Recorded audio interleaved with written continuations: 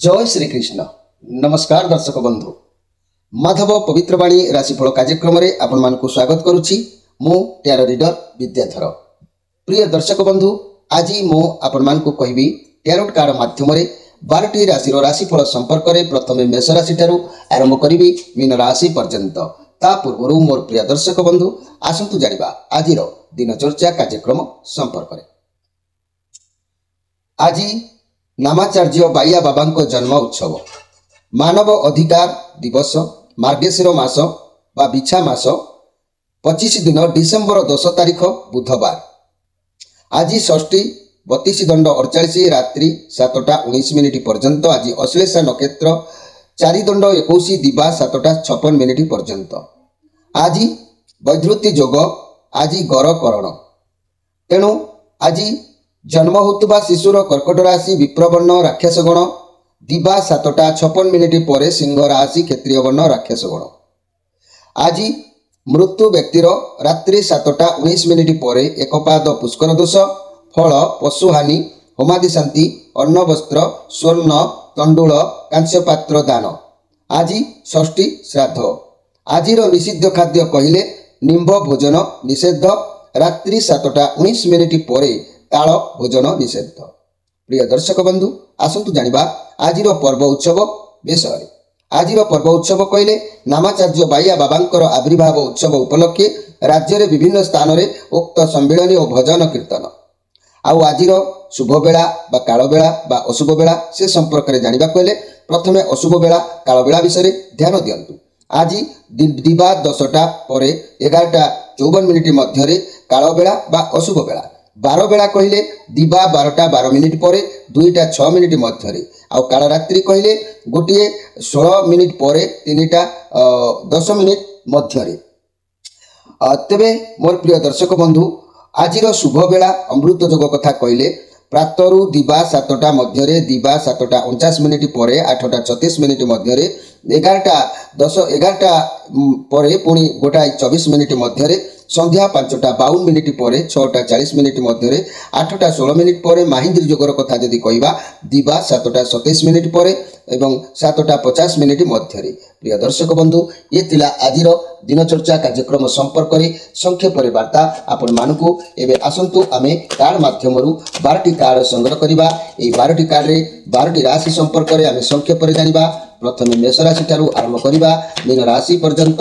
मोर प्रिय दर्शक बंधु मु जेहेतु नुआ वर्ष आगको आसुची तेणु मु आपण मानकु हैप्पी न्यू ईयर जनाउछि। आमर এই कार्यक्रम माध्यम रे आपण माने निश्चित भाव रे आमर এই कार्यक्रम रे अंश ग्रहण करी आमर स्वागत को ग्रहण करिवे एवं मो स्पेशल कार्यक्रम रे किछि दिन वर्तमान आपण मानकर हित उपदेश हित निमंते मु कहिबी जे कि जो व्यक्ति माने समस्या बहुल भितर गति करूचंती सेमानक पई मु प्रतिकार कहिबी सहज सूक्ष्म प्रतिकार। आपण जानिचंती मु बारंबार दोहराइबा चाहे कहीं ना लोक मैंने उपकृत हवा दरकार एवं से माने समस्या बहुल पार हवा दरकार।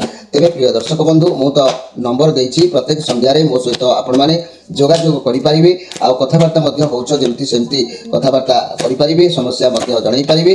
प्रिय दर्शक बंधु एबे मु कार्ड माध्यम 12टी कार्ड भितर प्रथमे मेष राशि ठारू आरंभ करूछि मीन राशि पर्यंत। जय श्री कृष्ण। कोन आसीबो डिसेंबर 10 तारिख बुधवार।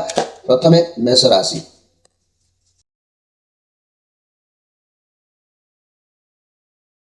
जय श्री कृष्ण। प्रथमे जानिबा मेष राशि विषय। मोर प्रिय मेष राशि जेहेतु डिसेंबर 10 तारिख बुधवार उपलक्षे आपण कार्ड आसी 6 ऑफ पेंटाक्लस कार्ड।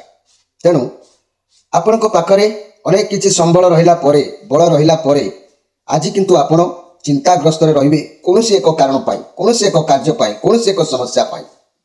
मोर प्रिय मेष राशि व्यक्ति माने तेणु जदि आपण पाखरे किछि अर्थ रोची अन्य मानकु आज अर्थर साहाय्य करंतु, अन्य मानकु आज अर्थर हेल्प दियंतु। आशीर्वाद आपणकर प्राप्ति हबो निश्चित भाव में उपकृत हेबे भगवान कृपा रहिबो। आज कोनोसी कार्य करबा पई आपणकर मन उद्यम रहिले भी मध्य आपण टिके चिंतामग्न रहिबे कोनोसी समस्या पई गुरुत्व भाव में चिंताग्रस्त हो पारंती। तेणु करि सेति प्रति आपण सजाग रहंतु, निजर इष्ट देवंकु स्मरण करंतु। मोर प्रिय मेष राशि मो आज स्पेशल कार्यक्रम में कहवाक चाहूँगी नुआ वर्ष जेहेतु आगक आसु जाऊँगी अल्प दिन मध्य अनेक व्यक्ति भाग्यर परिवर्तन होती आउ केतक व्यक्ति भाग्य दुर्बल रोचे तेणुक मुझे उद्देश्य आज मुझे प्रथम मेष राशि कहवाक चाहूँगी मन रखु मेष राशि व्यक्ति मैंने आपण राशि अधिपति ग्रह हेले मंगल यही मंगल कारण अनेक प्रकार रोग भी आपण देखादेव शनि प्रभाव पड़ी जार प्रभाव में आपणकर रक्तपित्त तहिरु समस्त रोग जादू भगंदर प्रमेय ब्रहण किंबा अस्थि भांगी जा रक्तस्राव हवा अग्नि हेतुक कौन समस्या हवा अर्श रोग हवा ये सब विभिन्न प्रकार समस्या देखादेवा सहित शनिकर कुदृष्टि हेतु आपणकर मति विभ्रांत हवा आउ जहाँकि स्वामी स्त्री मनमतांतर व्यवसाय क्षयक्षति अनेक प्रकार ऋण धार कर्ज भितर आपन को पूरा व्यतिव्यस्त कर पकई पारे तेणु भय करिवार किछि नाही मोर प्रिय मेष राशि व्यक्ति माने प्रत्येक दिन अंधार आसी थाए प्रत्येक दिन आलुओ होता है किंतु से अंधार अंधार बाटर जाए पुणी आलुओ भी आलुओ बाटर जाए पवन को जपरी धरिकी रखी हुए ना दुख को कहीं बांधिकी रखिपार ना तार समय आसो से निश्चित जीव आपण को उपशम हाँपाई आपण राशि अधिपति ग्रह जेहेतु होती मंगल ये मंगल शनिक आपण एक काम करूँ एक सुगंधि गछर मूल को कवच भाव में धारण करूँ एवं मेष राशि अधिपति ग्रह होती जेहेतु मंगलंकर अति प्रिय रुद्राक्ष हूँ त्रिमुखी यहाँ धारण कले मेष राशि व्यक्ति माने मंगलमय होता है जीवन में एवं जीवन गतिपथ परिवर्तन होता है त्रिमुखी रुद्राक्ष धारण कर मंत्र भी मन रखु ओम क्लीं विष्णु देवाय नम यही रुद्राक्ष को मेष राशि व्यक्ति माने धारण कले बहुत लाभप्रद होता है निश्चित भाव में अनेक उपाय दृश्यमान होता है समस्या बहुल मुक्ति हाँपाई परिष्कार अवश्य संपूर्ण नहेले भी ताल रुतिल होता है एवं आसतु देखा वृष राशि विषय मोर प्रिय वृष राशि मुझे कहबी यही वृष राशि कथा वृष राशि व्यक्ति माने ध्यान दिंतु जे कि आपण साथी भगवान आशीर्वाद आज कौन भी कार्य आपण करने कि नुआ संपर्क जोड़ापी नुआ जगह को जीवाई कौन ना कौन कार्य सफलता हबार सुजोग आपन को प्राप्ति हम कार्य केवे भी बाधा खराब नजर हे तो लगी न पारे पॉजिटिव कार्ड अवश्य अच्छी किंतु आपणकर काहि सहित जुक्ति तर्क सामान्य कथा को लेकिन बचसा हवा कलह हवा ये सब आज आपणकर देखा मिल तेणु मोर प्रिय वृष राशि भाई भौणी मैंने आपण मैंने आज टे निज को कंट्रोल निज भय कथार लगाम रखिकी कार्य करूँ आज तरबरिया किसी हूँ ना चिड़ी जातु ना क्रोध को कंट्रोल रखु कली आउ कलह जोगुरु आपण मैंने निवृत्त आज रुहतु यही वृष राशि आपणकर राशि अधिपति ग्रह होती शुक्र शुक्र आपणकर स्थिति रे जदि भल रहिले शुक्र जदि स्ट्रंग रहिले ताहले अन्यान्य ग्रह मानकर प्रभाव टिके कमी जाय थाए तेणु सर्वप्रथमे आपण उन्नतिमूलक कार्य रे विजय हासिल करबा को हेले शुक्र को सब बेले स्ट्रंग रखिबा को पड़िबो तेणु शुक्र जदि दुर्बल रहिले चक्षु रोग गुहस्थल गुहद्वार किंबा लिंग जातीय समस्त रोग मूत्राघात गुल्म रोग किंबा स्त्रीर पदर पीड़ा गर्भाशूल मान हानिकारक पीड़ा इंद्रिय मानक पीड़ा बहुमूत्र रोग ये सब शुक्र कारण देखा देता है ये सब रोग निवृत्त हाँपाई ताले आपन को मासकर्णी गचर एक कवच को धारण करंतु तेबे जाइकी आपण ये सब समस्या टिके त्राही मिलिबो ता छड़ा आपण को राशि अधिपति ग्रह जेहेतु शुक्र को संपूर्ण भाव में पूर्णांग संतुष्ट करने निमित्त वृष राशि स्वामी जेहेतु शुक्र रुद्राक्ष धारण करंतु असली षडमुखी रुद्राक्ष अधिपति ग्रह होचंती शुक्र यही रुद्राक्ष को साक्षात कार्तिकेयंकर एक अंश बोलिकी कहुई व्यवसाय रे यह धारण कले तीक्ष्ण वृद्धि होता है लक्ष्मी प्राप्तिर जोग आसी थाए दुख दारिद्रतार मुक्ति होता है यही रुद्राक्ष धारण करिवार एक मंत्र ओम ह्रीं नमः शिवाय कार्तिकाय नमः यह गाई घीर रखी जदि आपण मैंने धारण करुँच आखिर मोतिया बिंदु भल होता है शुक्र क्षय जौन रोग में जो मैंने अच्छा नपुष्क रोग में जो मैंने अच्छा से उपकृत होता निजर आर्थिक स्थिति परिवर्तन होता है ता नहले ऋण धार कर्ज सीमा स्वामी स्त्री पाखु आरंभ कर मन मतांतर शत्रु वृद्धि विभिन्न समस्या देखा देता है यही आपण मासपर्णी गचर एक कवच को एवं यही छमुखी रुद्राक्ष को धारण कले आपणकर जीवन शैली परिवर्तन निश्चित होता है एवं आसतु देखा जे कि मिथुन राशि विषय मोर प्रिय मिथुन राशि आपण मान कार्ड आसी द लभर कार्ड आसी आज निज उपरे अधिक काम करेंगे आपण को माइंड मन सब आज बालांस रहिबो आपण बुझी पारिबे आपण कोन जीवन रे मूल्य कोन कोन करबा उचित कोन करबा न उचित जदि आपण सत्यता रखिबे तेबे आपण ठीक डील करि पारिबे आ डिसीजन नै पारिबे प्रथमे आपण जो कार्य करूचंती ना काहे कि आपण को लागिबो जे कार्य किछि आरंभ करूचंती तेबे रास्ता बहुत हुए तो कठिन हेई पारे किंतु मो द्वारा हबो कि नाही माइंड भितरे आपणकर एभली एक कथा ପଶିବ ତେବେ ଆପଣଙ୍କୁ ଠିକ୍ ରାସ୍ତା ମିଳିଯିବ। ଛୋଟ ଛୋଟ ଲକ୍ଷ୍ୟ କରି ଆଗକୁ ବଢ଼ିବେ, ସଫଳତା ନିଶ୍ଚିତ ଆପଣଙ୍କୁ ପ୍ରାପ୍ତି ହେବ। ମୋର ପ୍ରିୟ ମିଥୁନ ରାଶିର ବ୍ୟକ୍ତିମାନେ କାର୍ଯ୍ୟ କ୍ଷେତ୍ରରେ ସବୁ ଆଜି ଠିକ୍ଠାକ୍ ରହିବ। ଆପଣ କିଛି ପରିବର୍ତ୍ତନ ଚାହିଁବେ, ଅଧିକ ବ୍ୟସ୍ତ ହୁଅନ୍ତୁ ନାହିଁ। ବ୍ୟବସାୟକୁ ବଢ଼ାଇବା ପାଇଁ କାହାର ସାହାଯ୍ୟ ହାତ ଆପଣ ମିଳାଇ ପାରନ୍ତି। ଆଉ କେଉଁ ସ୍ୱାସ୍ଥ୍ୟ କଥା ଯଦି ମୁଁ କହିବି ମୋର ପ୍ରିୟ ଯାହାକି ମିଥୁନ ରାଶିର ବ୍ୟକ୍ତିମାନେ କୌଣସି ସ୍ୱାସ୍ଥ୍ୟର ସମସ୍ୟା ଯଦି ଥିଲା ବହୁତ ଶୀଘ୍ର ତା ଠିକ୍ ହେଇଯିବ। ପାର୍ଟନର ଆପଣଙ୍କର ବହୁତ ଯତ୍ନ ନେବେ। ଆଉ ପ୍ରେମ ସମ୍ପର୍କ କଥା ଯଦି କହିବି ପ୍ରେମୀ ଯୁଗଳମାନଙ୍କ ପାଇଁ ପ୍ରେମ ସମ୍ପର୍କ ପାଇଁ ଇଏ ବହୁତ ଫେମସ୍ କାର୍ଡ଼, ଯାହାକି ବହୁତ ଭଲ ସୁସମ୍ପର୍କ ଯୋଡ଼ି ହୋଇଥାଏ। କାରଣ ଇଏ ଶୁକ୍ରଙ୍କର କାର୍ଡ଼ ଅଛି। ପ୍ରେମୀ ଯୁଗଳଙ୍କର ଆଶା ଆତ୍ମା ସବୁ ଆଜି ସନ୍ତୁଷ୍ଟ ହୋଇଥାଏ। ମନର ଅଭିଳାଷ ପୂରଣ ହୋଇଥାଏ। ଯିଏ ଯାହାକୁ ପ୍ରପୋଜ କରିବାକୁ ଚାହୁଁଥାଏ ଏହି ସମୟରେ ପ୍ରପୋଜ କଲେ ବା ଆଜିର ପ୍ରପୋଜ କଲେ ସେମାନେ ନିଶ୍ଚିତ ଭାବରେ ଉଭୟଙ୍କର ମନ ମିଳନ ହୋଇଥାଏ। ବହୁତ ସୁନ୍ଦର ସମୟ ଅଛି ମୋର ପ୍ରିୟ ମିଥୁନ ରାଶି। ଆଜି ଆପଣଙ୍କୁ ସୁଖ ମିଳିବ, ସମ୍ମାନ ବି ମଧ୍ୟ ଭଗବାନଙ୍କ କୃପାରୁ ପ୍ରାପ୍ତି ହେବ। ତେବେ ଏହି ମିଥୁନ ରାଶି ଆପଣଙ୍କ ରାଶିର ଅଧିପତି ଗ୍ରହ ହେଉଛନ୍ତି ବୁଧ। ବୁଧ ଯଦି ଷ୍ଟ୍ରଙ୍ଗ ରହିବେ ତାହେଲେ ସବୁ କିଛିରେ ଆପଣ ସଫଳତା ପାଇପାରିବେ। ଆଉ ବୁଧ ଯଦି ଦୁର୍ବଳ ରହିଲେ ତାହେଲେ କ'ଣ ହେବ, ବିଭିନ୍ନ ପ୍ରକାର ଆପଣଙ୍କ ଦେହରେ ଆଗେ ତାର ସଂକେତ ଜଣାପଡ଼ିବ। ଚର୍ମ ରୋଗ ଠାରୁ ଚର୍ମ ରୋଗ, ଜିଭା ରୋଗ, ବାନ୍ତି ରୋଗ, ତ୍ରିଦୋଷ ଜନିତ ରୋଗ, ଏମିତି ଅନେକ ପ୍ରକାର ରୋଗ ଦେଖାଦେବ। ତେଣୁ ଆପଣ ବୁଧ ଦାରକ ଗଛର କବଚକୁ ଧାରଣ କଲେ ଏସବୁ ସମସ୍ୟା କଣ୍ଟ୍ରୋଲରେ ରହିବ। ଆଉ ଏଇ ମିଥୁନ ରାଶି ବ୍ୟକ୍ତିମାନେ ରାଶିର ଅଧିପତି ଗ୍ରହ ଯେହେତୁ ବୁଧଙ୍କ ପାଇଁ ଆପଣ ଯଦି ସମସ୍ୟା ବହୁଳ ଭିତରେ ଅଛନ୍ତି, ମନେ କରନ୍ତୁ ଋଣ ଧାର କିମ୍ବା ସ୍ୱାମୀ ସ୍ତ୍ରୀଙ୍କର ବିଘ୍ନ କିମ୍ବା କୋର୍ଟ କଚେରୀ ଶତ୍ରୁ ବୃଦ୍ଧି, ବ୍ୟବସାୟରେ କ୍ଷୟକ୍ଷତି, ଚାକିରିରେ ଅବହେଳା, ଏସବୁ ଯଦି ବି କିଛି ହେଉଛି ତାହେଲେ ବୁଧଙ୍କ ପାଇଁ ମିଥୁନ ରାଶି ଏକ ଚତୁର୍ମୁଖୀ ଅସଲି ରୁଦ୍ରାକ୍ଷର ଧାରଣ କରନ୍ତୁ। ଏହା ସାକ୍ଷାତ ବ୍ରହ୍ମା ଅଟନ୍ତି। ବିଦ୍ୟା, ଆଧ୍ୟାତ୍ମିକ ଜ୍ଞାନ ଶକ୍ତି ଏବଂ ସନ୍ତାନ ପ୍ରାପ୍ତି, ସ୍ମରଣ ଶକ୍ତି ବୃଦ୍ଧି ଲାଗି ଏହି ରୁଦ୍ରାକ୍ଷର ସଫଳତା ପ୍ରଦାନ କରିଥାଏ। ତେଣୁ ସାକ୍ଷାତକାର, ପରୀକ୍ଷାରେ ସଫଳତା, ସାମାଜିକ ପ୍ରତିଷ୍ଠାରେ ଉପଯୁକ୍ତ ସମ୍ମାନିତ, ଉପଯୁକ୍ତ କର୍ମରେ ସଫଳତା ଏହି ରୁଦ୍ରାକ୍ଷ ପ୍ରଭାବରେ ହୋଇଥାଏ। ଏହାର ବୀଜ ମନ୍ତ୍ର ଓಂ ହ୍ରିଂ ବ୍ରହ୍ମଦେବାୟ ନମଃ। ଏହି ମନ୍ତ୍ରକୁ ଆପଣ ବ୍ୟବହାର କରି, ରୁଦ୍ରାକ୍ଷ ବ୍ୟବହାର କରି କାର୍ଯ୍ୟରେ ନିଶ୍ଚିତ ବିଜୟ ହାସଲ ହୋଇପାରିବେ। ଯାହା ବି ଜୀବନର ସମସ୍ୟା ସବୁ ଗତି କରୁଛନ୍ତି ଧୀରେ ଧୀରେ ତା ପରିବର୍ତ୍ତନ ହେବ। ଆପଣଙ୍କର ମୁଖ୍ୟ କଥା ଆପଣଙ୍କ ମାଇଣ୍ଡକୁ ଇମୋସନାଲ କରିକି ପଜିଟିଭରେ ପରିଣତ କରିପାରିବ। ତେବେ ଆପଣ ଶନିଙ୍କର କୃପା ହେଉ ବା ବୁଧଙ୍କର ହେଉ ବା ବୃହସ୍ପତିଙ୍କର ହେଉ ବା ରାହୁ କେତୁଙ୍କର ହେଉ, ଆଗେ ନିଜର ରାଶିର ଅଧିପତି ଗ୍ରହ ଷ୍ଟ୍ରଙ୍ଗ ରହିଲେ ସବୁଗୁଡ଼ିକ ଆପଣଙ୍କ ପାଇଁ ସମସ୍ୟା ବହୁଳରୁ ମୁକ୍ତ ହୋଇପାରିବ। ଏବେ ଆସନ୍ତୁ ଦେଖିବା ଯେ କି କର୍କଟ ରାଶିଙ୍କ ବିଷୟରେ। କର୍କଟ ରାଶି ଆପଣଙ୍କ ପାଇଁ କାର୍ଡ଼ ଆସିଛି 4 ଅଫ୍ ସୋର୍ସ କାର୍ଡ଼ ଆସିଛି। ଆଜି ଆପଣ ପ୍ରେସର ନିଅନ୍ତୁ ନାହିଁ, ପଇସା ଇନଭେଷ୍ଟ କରନ୍ତୁ ନାହିଁ। ଯଦି ବି ଇନଭେଷ୍ଟ କରିବେ ତେବେ ପଇସା ବୁଡ଼ିଯିବାର ଚାନ୍ସ ହୋଇପାରେ। ସ୍ୱାସ୍ଥ୍ୟ ଚିନ୍ତାଗ୍ରସ୍ତ ରହିବ, ଚିନ୍ତାର ପ୍ରେସର ସ୍ୱାସ୍ଥ୍ୟ ଉପରେ ଆଜି ପଡ଼ିବ। ତେଣୁ ଲଭ୍ ରିଲେସନରେ ବହୁତ ଯୁକ୍ତି ତର୍କ ଅଯଥା ଏସବୁ ଆଜି ହେଇପାରେ। ତେଣୁ ଏହାର ମାନେ ଆପଣ ଯେଉଁ ପରିସ୍ଥିତି ଦେଇ ଗତି କରୁଛନ୍ତି ତାହା ବି ଏତେ କିନ୍ତୁ ଖରାପ ନୁହଁ। ଆପଣ ନିଜକୁ ନିଜ ଅନୁଭବ କରୁଛନ୍ତି ମୁଁ ବହୁତ ଅସୁବିଧାରେ ଅଛି, ମୁଁ ବହୁତ ଖରାପ ପରିସ୍ଥିତିରେ ଅଛି, କିନ୍ତୁ ଆପଣଙ୍କର ମନ ପ୍ରାୟ ନେଗେଟିଭ୍ କଥା ଭାବି ଭାବି ନେଗେଟିଭ୍ର ଘେରାବନ୍ଦୀ ଭିତରେ ରହିଗଲାଣି। ମନି କ୍ୟାରିୟର କ୍ଷେତ୍ରରେ ଓଭରଲୋଡ୍ ଟିକେ ରହିବେ, ବହୁତ ପ୍ରେସର ରହିବ, ଫାଇନାନ୍ସିଆଲ ପ୍ରେସରରେ ରହିବେ, ଅର୍ଥ ଚିନ୍ତା ଲାଗି ରହିବ। ନିଜ ଖରାପ ଭାବନାକୁ ଦୂରେଇ ଦେଇ ଧୀରେ ଧୀରେ ସବୁ ଠିକ୍ ହେଇଯିବ। ମୋର ପ୍ରିୟ କର୍କଟ ରାଶିର ବ୍ୟକ୍ତିମାନେ ଏଇ ଯେଉଁ ନିଜର ଯେଉଁ ଖରାପ ଭାବନା ମନ ଭିତରୁ ଆସୁଛି ତାକୁ ଟିକେ ଦୂରେଇକି ରଖନ୍ତୁ, ଦେଖିବେ ସବୁ ଠିକ୍ ହେଇଯିବ।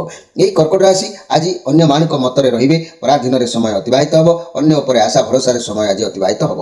ଏହି କର୍କଟ ରାଶି ମୁଁ ଯଦି କହିବି ଯେ କି ଆପଣଙ୍କର ଯେଉଁ ସମସ୍ୟା ହେଉନା କାହିଁକି ଆପଣଙ୍କ ରାଶିର ଅଧିପତି ଗ୍ରହ ହେଉଛନ୍ତି ଚନ୍ଦ୍ର।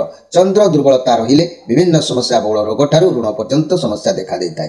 ଚନ୍ଦ୍ରଙ୍କର ଅଶୁଭ କାରଣରୁ ଗଳଗଣ୍ଡ ରୋଗ ମଣିଷ ଦେହରେ ଆରମ୍ଭ ହୋଇଥାଏ କିମ୍ବା କଫଜନିତ ରୋଗ ହୁଏ। କାଶ, ବାନ୍ତି, କ୍ଷୟ ରୋଗ, ଶୂଳ ରୋଗ, ଶିଳ୍ପଦ, ଗୋଦର, ଜଳ ଉଦର, ଆମାଶୟ, ଅତିସାର, ହୃଦରୋଗ ଏ ସବୁ କିଛି ଚନ୍ଦ୍ରଙ୍କ କାରଣରୁ ହୋଇଥାଏ। ଆଉ ନିଶ୍ୱାସ ପ୍ରଶ୍ୱାସ ଗ୍ରହଣ କରିବାର ମଧ୍ୟ ବହୁ କଷ୍ଟ ହୋଇଥାଏ। ତେଣୁ ଏସବୁ ରୋଗରୁ ତ୍ରାହି ପାଇବା ପାଇଁ ବା ଏହି ଋଣ ବା ସମସ୍ୟା ବା ସ୍ୱାମୀ ସ୍ତ୍ରୀଙ୍କର ମତାମତାନ୍ତର, କୋର୍ଟ କଚେରୀ ମାଲି ମକଦ୍ଦମା ଯାହା ବି କିଛି ଜଟିଳ ସମସ୍ୟା ଦେଖାଦେଇଥାଏ ଚନ୍ଦ୍ରଙ୍କ ଅଶୁଭରେ ଆପଣଙ୍କର ଅନ୍ୟାନ୍ୟ ଗ୍ରହଙ୍କ ପ୍ରଭାବ ପଡ଼ିଥାଏ। ତେଣୁ ଆପଣ ଯଦି ଚନ୍ଦ୍ରଙ୍କ ପାଇଁ କ୍ଷୀରକୋଳି ଗଛର ଏକ କବଚକୁ ଧାରଣ କରୁଛନ୍ତି ନିଶ୍ଚିତ ଭାବରେ ଆପଣ ଉପକୃତ ହେବେ, ବିଜୟ ହାସଲ କରିବେ। ତା ସହିତ କର୍କଟ ରାଶି ଯେହେତୁ ଆପଣଙ୍କ ସ୍ୱାମୀ ହେଲେ ଚନ୍ଦ୍ରମା, ଦୁଇମୁଖୀ ଅସଲି ରୁଦ୍ରାକ୍ଷର ଆପଣ ଧାରଣ କରନ୍ତୁ। ଏହାକୁ ଧାରଣ କଲେ ସ୍ୱୟଂ ଶିବଙ୍କର ଅର୍ଦ୍ଧନାରୀଶ୍ୱର ବୋଲି ଏହାକୁ ମନେ କରିବା ଦରକାର। ଏହାକୁ ଧାରଣ କଲେ ଶିବ ପାର୍ବତୀ ପ୍ରସନ୍ନ ହୋଇଥାନ୍ତି।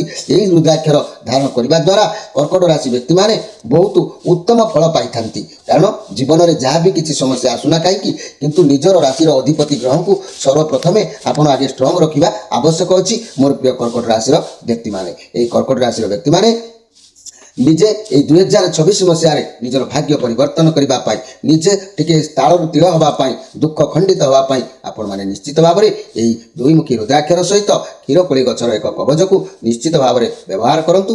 ମାଧବ ପବିତ୍ର ବାଣୀ କାର୍ଯ୍ୟକ୍ରମ ସହିତ ଯୋଡ଼ି ହୁଅନ୍ତୁ। ନିଶ୍ଚିତ ଶନିଙ୍କର ପ୍ରତିକାର ମଧ୍ୟ କୁହାଯିବ, ଯାହାର ପ୍ରଭାବରେ ଆପଣଙ୍କର ଦୁଃଖ ନିଶ୍ଚିତ ଭାବରେ ଆପଣ ଖଣ୍ଡିତ କରିପାରିବେ। ଏବେ ଆସନ୍ତୁ ଦେଖିବା ସିଂହ ରାଶିଙ୍କ ବିଷୟରେ। ସିଂହ ରାଶି ଆପଣଙ୍କ ପାଇଁ କାର୍ଡ ଆସିଛି ଯେ କି 10 ଅଫ୍ ପେଣ୍ଟାକ୍ଲସ୍ କାର୍ଡ ଆସିଛି। ଆପଣ କୌଣସି କାମ କରିବାକୁ ଚାହୁଁଛନ୍ତି, ପ୍ରଥମେ ମୂଳଦୁଆକୁ ଆଗେ ଷ୍ଟ୍ରଙ୍ଗ କରିନିଅନ୍ତୁ। କାର୍ଯ୍ୟ ନିଶ୍ଚିତ ସଫଳ ହେବ। ଆପଣଙ୍କ ପାଖରେ ପରିବାରର ସପୋର୍ଟ ରହିବ। ଫ୍ୟାମିଲି ମେମ୍ବରଙ୍କ ସହ ବହୁତ ଖୁସି ରହିବେ। ପଇସା ବି ଆପଣଙ୍କୁ ମିଳିବାର ଯୋଗ କୌଣସି ସ୍ଥାନରୁ ଆଜି ଦେଖାଦେଇପାରେ। ଦାୟିତ୍ୱ ଆପଣଙ୍କ ଉପରେ ବହୁତ ବଢ଼ିବ। ପରିବାରର କୌଣସି ଉତ୍ସବ ହୋଇପାରେ। ଟଙ୍କା ପଇସାର ଅଭାବ କିଛି ରହିବାର ଯୋଗ ଦେଖାଦେବ ନାହିଁ। ଫ୍ୟାମିଲି ସହ ମିଶି କୌଣସି ବ୍ୟବସାୟ ଆରମ୍ଭ କରିପାରନ୍ତି। ତେଣୁ ଆପଣଙ୍କ ଠାରୁ କେହି ଉପଦେଶ ନେଇପାରେ, ଆପଣଙ୍କ ଠାରୁ କିଛି ବଳ ନେଇପାରେ। ତେଣୁ ଯାହା ବି ହେଉ ଆପଣଙ୍କ ପାଇଁ ଦିନ ବହୁତ ଭଲ ଅଛି। ଆଜି କିଛି କିଣି କିମ୍ବା କିଛି ଭଲ ଜିନିଷ ବ୍ୟବହାର କରିବା, ବହୁ ଦାୟିତ୍ୱକୁ ଗ୍ରହଣ କରିବା, ଏସବୁ ଆପଣଙ୍କର ରହିବ। ସବୁ ଦିଗରୁ ଆପଣଙ୍କୁ ଆଜି ଭଲ ସଫଳତା ମିଳିବ। କିନ୍ତୁ ଆଜି ଯେହେତୁ ଆପଣଙ୍କର ଶ୍ରୀଚନ୍ଦ୍ର ଯୋଗ ଅଛି, ମୋର ପ୍ରିୟ ସିଂହ ରାଶିର ଭାଇ ଭଉଣୀମାନେ ଆପଣମାନେ ଟିକେ କେୟାରଫୁଲ ଭାବରେ ପ୍ରତ୍ୟେକ କାର୍ଯ୍ୟକୁ ହ୍ୟାଣ୍ଡେଲ କରନ୍ତୁ। ଏହି ସିଂହ ରାଶିର ବ୍ୟକ୍ତିମାନେ ମୁଁ ଆପଣମାନଙ୍କୁ କହିବାକୁ ଚାହୁଁଛି, ଆପଣମାନଙ୍କ ରାଶିର ଅଧିପତି ଗ୍ରହ ହେଉଛନ୍ତି ରବି।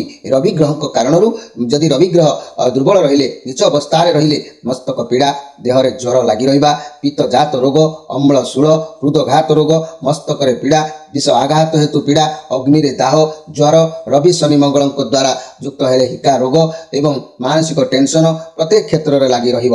ତେଣୁ ଆପଣ ଯଦି ମହାକାଳ ଗଛର ଦିବ୍ୟ କବଚ ଧାରଣ କରନ୍ତି, ଏହି ରୋଗରୁ ମୁକ୍ତି ହେବା ସହିତ ବା ଏହି ରୋଗର କଣ୍ଟ୍ରୋଲ ଆସିବା ସହିତ ଏବଂ ଆପଣଙ୍କର ଭାଗ୍ୟ ଭବିଷ୍ୟ ଋଣ ଧାର କରଜ କିମ୍ବା ଯେକୌଣସି ସମସ୍ୟାରେ ଅଛନ୍ତି ତାହା ମଧ୍ୟ ପ୍ରଭାବିତ ହୋଇଥାଏ ଏହି କବଚ ବଳରେ। ତେବେ ସିଂହ ରାଶି ରବିଙ୍କୁ ଆଉ ଏକ ରାସ୍ତା ମଧ୍ୟ ଅଛି ଏହି କବଚ ସହିତ।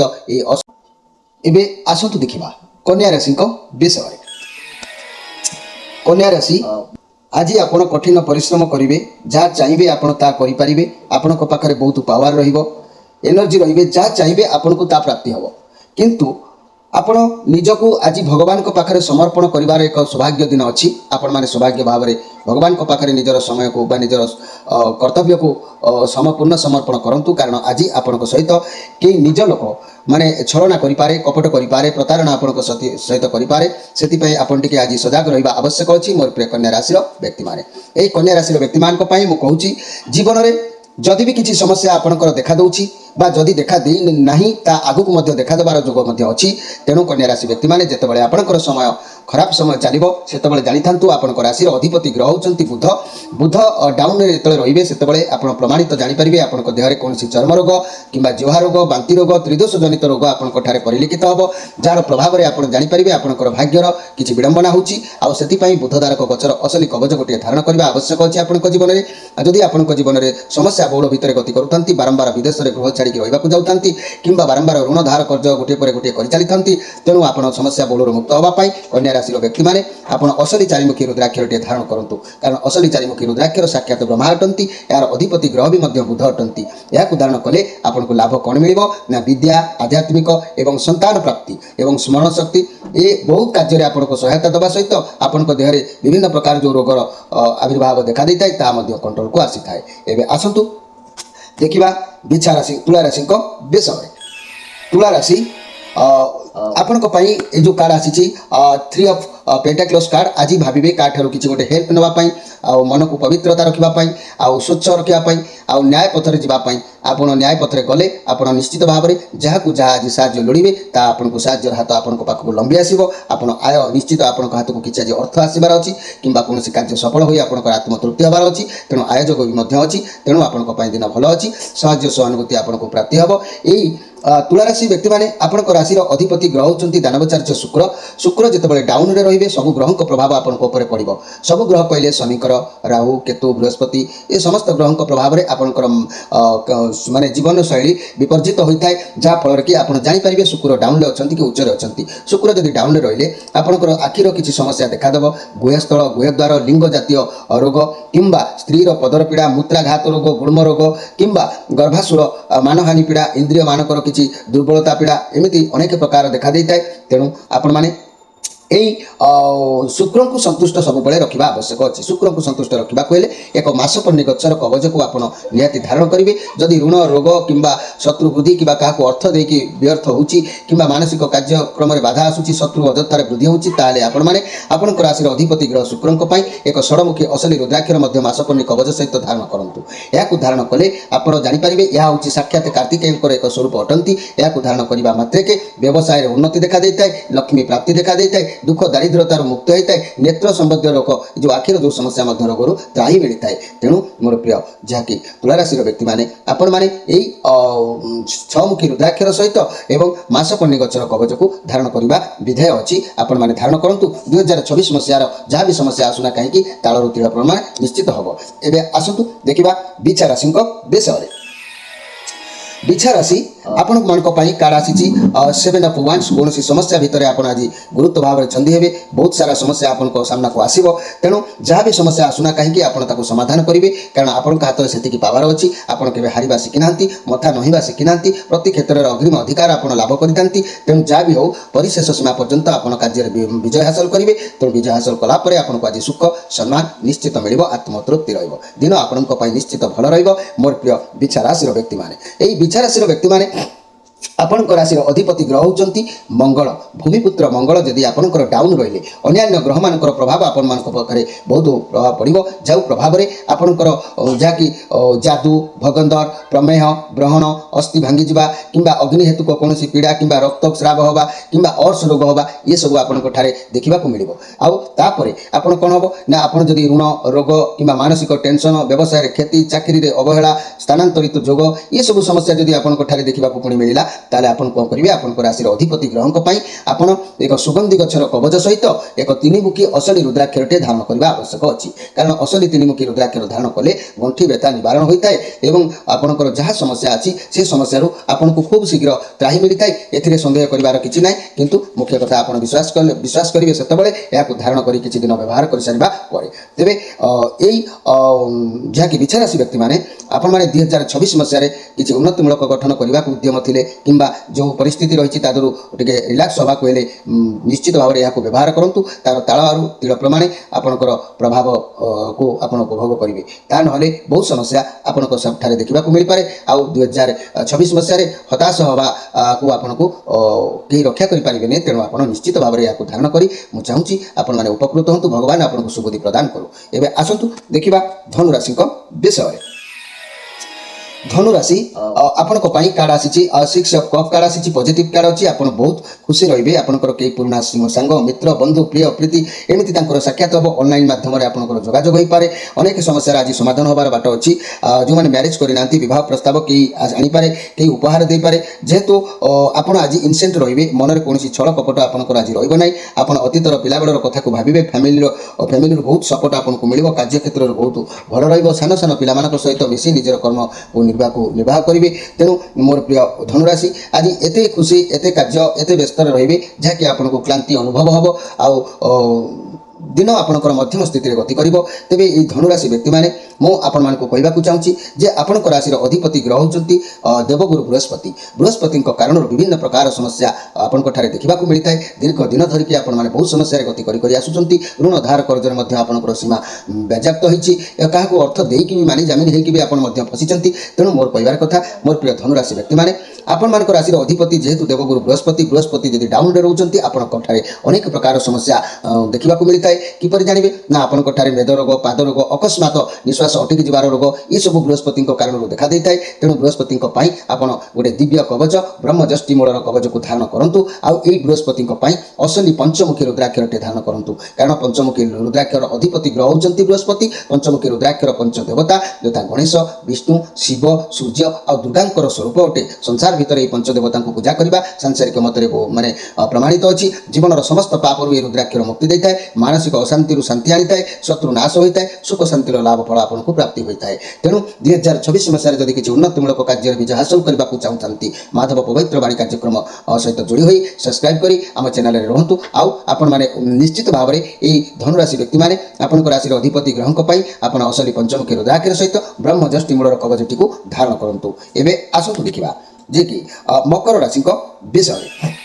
मकर राशि ये जो कार्ड आसी एस ऑफ वांस कार्ड आसी आपन को आज सफलता मिले भी आप खुशी हो पारे आपन किसी नुआ काम आरंभ करने को चाहिए भी आज करने को आपंकर मन अवहेलित कर तेणु आपन को नुआ चाकरी नुआ व्यवसाय नुआ संपर्क सबुति किंतु सफलतार जोग थे आपंकर मन आज कौन एक गुरुत्वपूर्ण कथा को लेकिन कौन एक कार्य को लेकिन मन अफसोस भितर दुख आउ शोक भितर मन को निर्वाह कर जोग देखा दूसरी केवल व्यवसायी मान दिन भल रन्य जहाँ रहा समय आपण दुख आउ शोक भितर गति कर मोर प्रिय मकर राशि व्यक्ति माने मकर राशि व्यक्ति माने आपनकर राशि अधिपति ग्रह हेले कर्मर फलदाता न्यायर प्रतीक दंडदाता जे कि शनिदेव शनिकर जदि आपनकर ठारे डाउन रहिले शनि आपनकर राशि रे ताले अन्य ग्रह जहाँ भी रहिले बृहस्पति हंतु राहु केतु हंतु ये सब आपनक ऊपर पूर्ण प्रभाव माड़ी आसी थांती तेणु शनि स्ट्रांग रहिले समस्तଙ୍କର प्रभाव टिके कंट्रोल रही थाए तेणु शनि डाउन अच्छी बोलिक आप किपर जानवे आपनकर ठारे शरीर में जखमा रोग उदर रोग मूर्छा रोग स्नाविक दुर्बलता रोग अस्थि भांगा रोग हस्तपाद कंपा रोग पक्षाघात रोग ये सब आपंठ देखा निश्चित भाव में मिलता है एवं यही सब समस्या मुक्त होगा बाड़ी अला गचर एक सुंदर दिव्य कवच को उचित नियम धारण करूँ एवं ये मकर राशि व्यक्ति मैंने जेहेतु शनि होती कर्मर फलदाता तेणु कर्म नहीं फल दे था असली सातमुखी रुद्राक्षर अधिक प्रति ग्रह जो भी शनि तेणु ये सप्तमुखी रुद्राक्षर स्वयं अनंतर स्वरूप अटंती यही रुद्राक्षर धारण करूँ महापातक नाश हम दुरारोग व्याधि मुक्ति मिल अकाल मृत्यु जदि जोग हुए ता भी मुक्ति मिल यही रुद्राक्षर धारण करूँ एवं असली बाड़ी अला गचर दिव्य कवच धारण करूँ 2026 मसीह आपंकर जहाँ भी समस्या अच्छी से मुक्त होगापी उद्यम जारी रखु मन चिंता चेतना आरु मुक्त पातु आउ जो नकारात्मक भावना आपण भीतर जो अधिक रही जाऊँगी रुद्राक्षर प्रभाव में से सब दूरीभूत निश्चित भाव में हो पार आसतु देखा कुंभ राशि विषय कुंभ राशि जहाँकि ये हूँ राहुंकर एक कार्ड आसी डेथ कार्ड डेथ माने किसी ना कि गोटे समस्या आज शेष हबार भाग्य आसो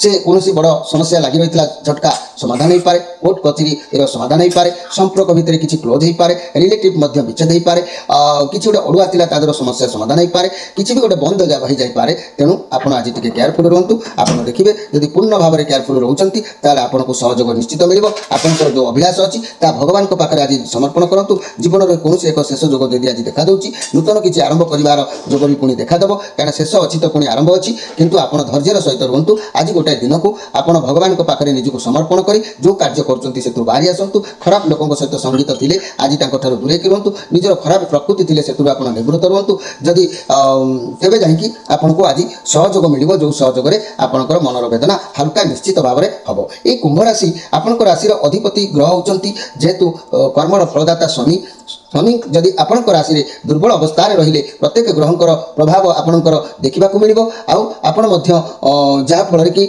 निश्चित भाव में आप उपकृत हो पारे तेरे मोर प्रिय जहाँकि कुंभ राशि भाई भाई मैंने आपण देहरे मूर्छा रोग स्नाविक दुर्बल कुर्मीहतिक पीड़ा पक्षाघात रोग ये सब आपण देखा निश्चित मिल आउ ये कुंभ राशि व्यक्ति मैंने जे कि आपण राशि अधिपति शनि को संतुष्ट रखा आप न्याय पथर प्रतीक होगा आप कौन करेंगे ना एक सातमुखी रुद्राक्षरटे आप धारण करूँ सातमुखी रुद्राक्षर स्वयं अनंतर स्वरूप अटंती यही रुद्राक्षर धारण कले आपंकर अनेक लाभ होता है महापातक नाश होता है दुरारोग व्याधि मुक्ति मिलता है अकाल मृत्यु मुक्ति मिलता है आउ समस्या बहुल भितर थे त्राही मिलता है 2026 मसीह जब उपकृत होगा चाहते आपंक राशि अधिपति ग्रह आप असली अँला गचर कवचटी को धारण करूँ आउ ये सप्तमुखी असली रुद्राक्षर धारण करूँ समस्या बहुल मुक्ति हुई आप जीवन पथ को परिवर्तन करने चेष्टा करूँ ता ना समस्या बड़ एवं घटना भी बड़ आपण बड़ भितर निजक हजिजार जोग प्राय जी देखी न देखा जेपरी न पड़ू एवं आसतु देखा मीन राशि विषय मीन राशि द डेविल कार्ड आसी नेगेटिव कार्ड अच्छी टैरो डेग्र ये हूँ सबुठ बड़ नेगेटिव कार्ड आज सावधान रुहतु आपण पाखे कौन खराब शक्ति कि खराब लोक अच्छा जे कि आपण कार्य को आप जिनिस को से खराब करपारती आज आप पावरलेस बहुत अनुभव करेंगे आपण कंट्रोल किसी आज रही न पारे जदि भी आपण कंट्रोल कौन जिन रोना ताले आपण से बाहरी आसतु आज गोटे दिन भगवान पाखे निजक समर्पण करूँ निजर वाक्य को कथा को कहबार टे नीरवता रखु तेज देखिए आज गोटे दिन निश्चित भाव में आपंकर समय ବାଟରେ ଚାଲିଯିବ। ଆଉ ଆପଣ ଯଦି କୌଣସି ବୁଦ୍ଧି ବିବେକ ଆପଣଙ୍କ ମୁଣ୍ଡ ଯଦି କାମ ନ କରୁଛି, କୌଣସି ଜିନିଷ ବୁଝି ନ ପାରୁଛନ୍ତି, ଆଜି ଭଲ ଦିନ ଅଛି, ଆପଣ ପରାମର୍ଶ ନିଅନ୍ତୁ। ଛୋଟ ହଉ ବଡ଼ ହଉ ସେମାନଙ୍କ ସହିତ ଆଲୋଚନା ସମାଲୋଚନା କରି କୌଣସି କାର୍ଯ୍ୟକୁ ପରାମର୍ଶ ନିଅନ୍ତୁ, ଆପଣଙ୍କୁ ଲାଭ ନିଶ୍ଚିତ ଭାବରେ ମିଳିବ। ମୋର ପ୍ରିୟ ମୀନ ରାଶିର ବ୍ୟକ୍ତିମାନେ, ମୀନ ରାଶିର ବ୍ୟକ୍ତିମାନେ, ଆପଣଙ୍କ ରାଶିର ଅଧିପତି ଗ୍ରହ ହେଉଛନ୍ତି ଯାହାକି ଦେବଗୁରୁ ବୃହସ୍ପତି। ବୃହସ୍ପତି ଯଦି ଆପଣଙ୍କର ନିଚ ସ୍ଥଳରେ ରହିଲେ ସେଠି ଶନି, ରାହୁ, କେତୁ ଏ ସମସ୍ତଙ୍କର ପ୍ରଭାବ ଆପଣଙ୍କ ଉପରେ ଅତ୍ୟଧିକ ହୋଇଥାଏ। ତେଣୁ ବୃହସ୍ପତିଙ୍କ ପାଇଁ ଆପଣ କ'ଣ କରନ୍ତୁ, ବୃହସ୍ପତି ଆପଣଙ୍କର ଡାଉନରେ ଥିଲେ ମସ୍ତକ ଜାତ ପୀଡ଼ା, ପାଦ ରୋଗ, ମେଦ ରୋଗ, ଅକସ୍ମାତ ଶ୍ୱାସ ଅଟକିବା ରୋଗ, ଏସବୁ ବିଭିନ୍ନ ପ୍ରକାର ସମସ୍ୟା, ଗ୍ୟାସ୍ ପ୍ରୋବ୍ଲେମ୍ ସବୁ ଦେଖା ଦେଇଥାଏ। ତେଣୁ ଆଦିରୁ ମୁକ୍ତି ହେବାକୁ ହେଲେ ଆପଣଙ୍କୁ କ'ଣ କରିବାକୁ ପଡ଼ିବ ନା ଅସଲି ବ୍ରହ୍ମଯଷ୍ଟି ଗଛର କବଚକୁ ଧାରଣ କରିବେ। ଏହି ମୀନ ରାଶି ବ୍ୟକ୍ତିମାନେ ସ୍ୱାମୀ ହେଲେ ବୃହସ୍ପତି। ବୃହସ୍ପତିଙ୍କର ଅତି ପ୍ରିୟ ରୁଦ୍ରାକ୍ଷର ହେଉଛି ପଞ୍ଚମୁଖୀ। ଏହି ପଞ୍ଚମୁଖୀ ରୁଦ୍ରାକ୍ଷରଟି ଆପଣ ମଧ୍ୟ ଧାରଣ କରିବେ। ଏହାକୁ ଧାରଣ କଲେ ଆପଣ ଜୀବନ ସାରା ଯେଉଁ ସମସ୍ୟା ବହୁଳ ଭିତରେ ଗତି କରୁଛନ୍ତି, ଉପସ୍ଥିତ ବର୍ତ୍ତମାନ ଆପଣଙ୍କ ଉପରେ ଶନିଙ୍କର ପୂର୍ଣ୍ଣ ଦୃଷ୍ଟି ରହିଛି। ତେଣୁ 7.5 ଶନି ଉପରେ ଆପଣଙ୍କର ପ୍ରଭାବ ବଡ଼ ଜଟିଳ ଅଛି। ତେଣୁ ଆପଣ ନିଶ୍ଚିତ ଭାବରେ ଆପଣଙ୍କ ରାଶିର ଅଧିପତି ଗ୍ରହଙ୍କୁ ସନ୍ତୁଷ୍ଟ କରିବା ନିମିତ୍ତ ଏହି ପଞ୍ଚମୁଖୀ ରୁଦ୍ରାକ୍ଷର ସହିତ ଅସଲି ବ୍ରହ୍ମଯଷ୍ଟି ଗଛର କବଚକୁ ଧାରଣ କରନ୍ତୁ। ଶନିଙ୍କର କିଛି ପ୍ରତିକାର ଆମ କାର୍ଯ୍ୟକ୍ରମରେ ଯୋଡ଼ି ହୋଇକି ଜାଣନ୍ତୁ, ତାପରେ ଦେଖିବେ ନିଶ୍ଚିତ ଉପକୃତ ହେବେ। ଯାହା ବି ବଡ଼ ସମସ୍ୟା ରହିଛି ଦୁଃଖ ଲାଘବ ହେବ। ବଡ଼ ଧରଣର ଦୁଃଖ ଥିଲେ ତାହା ଛୋଟିଆ ଆକାର ହେବ, ଆପଣଙ୍କୁ ଟିକେ ଆଶ୍ୱାସନା ମିଳିବ। ଆଉ ଶନିଙ୍କର 7.5ରୁ ଆପଣ ମଧ୍ୟ ତ୍ରାହି ପାଇବେ। ଏହି ରୁଦ୍ରାକ୍ଷ ଧାରଣ କଲେ ଲାଭ କ'ଣ ପାଇବେ ନା ଆପଣଙ୍କ ଠାରେ এই ଯେଉଁ ନକାରାତ୍ମକ ଭାବନା, ନେଗେଟିଭ୍ ଚିନ୍ତାଧାରା ସେଗୁଡ଼ିକ ଦୂର ହୋଇଯିବ। এই ନେଗେଟିଭ୍ ଚିନ୍ତାଧାରା ଆପଣଙ୍କ ମନରୁ ଗଲା ପରେ ଆପଣଙ୍କୁ ଅଟୋମେଟିକ୍ ପବିତ୍ରତା ମିଳିଯିବ, ରାସ୍ତା ବି ଉନ୍ମୁକ୍ତ ହୋଇଯିବ। ତେଣୁ ଏହି ଅସଲି ମାନେ ଯାହାକି ପଞ୍ଚମୁଖୀ ରୁଦ୍ରାକ୍ଷର, ଯେମିତିକି ପଞ୍ଚ ଦେବତା ଯିଏକି ଗଣେଶ, ବିଷ୍ଣୁ, ଶିବ, ସୂର୍ଯ୍ୟ, ଦୁର୍ଗାଙ୍କର ସ୍ୱରୂପ। ତେଣୁ ସଂସାରିକ ଲୋକମାନେ ପ୍ରତ୍ୟେକ ଦିନ ଏହି ପଞ୍ଚ ଦେବତାଙ୍କୁ ପୂଜା କରିବା ବିଧେୟ ଅଛି। ଜୀବନର ସମସ୍ତ ପାପରୁ ଏହି ରୁଦ୍ରାକ୍ଷର ମୁକ୍ତି ଦେଇଥାଏ, ମାନସିକ ଶାନ୍ତି ଦେଇଥାଏ, ଶତ୍ରୁ ନାଶ ଦେଇଥାଏ, ସୁଖ ଶାନ୍ତି ପ୍ରାପ୍ତି କରାଇଥାଏ। ତେଣୁ ମୋର ପ୍ରିୟ ମୀନ ରାଶି, ଆପଣମାନେ ନିଶ୍ଚିତ ଭାବରେ ଏହାକୁ ଗ୍ରହଣ କରିବେ ବୋଲି ମାଧବ ପବିତ୍ର ବାଣୀର ବଡ଼ ଆଶା ଅଛି। ଆପଣମାନେ ସୁଖରେ ରୁହନ୍ତୁ, ଭଲରେ ରୁହନ୍ତୁ। ଆଜିର କାର୍ଯ୍ୟକ୍ରମର ସମୟ ଅତିବାହିତ ହୋଇଛି। ଚ୍ୟାନେଲ ଭିତରେ ମୁଁ ନମ୍ବର ଦେଇଛି, ଆପଣମାନେ ପ୍ରତ୍ୟେକ ସନ୍ଧ୍ୟାରୁ ରାତି 9ଟା ପର୍ଯ୍ୟନ୍ତ ମୋ ସହିତ ପୂର୍ଣ୍ଣ ଯୋଗାଯୋଗ କରିପାରିବେ। ରହୁଛି, ନମସ୍କାର।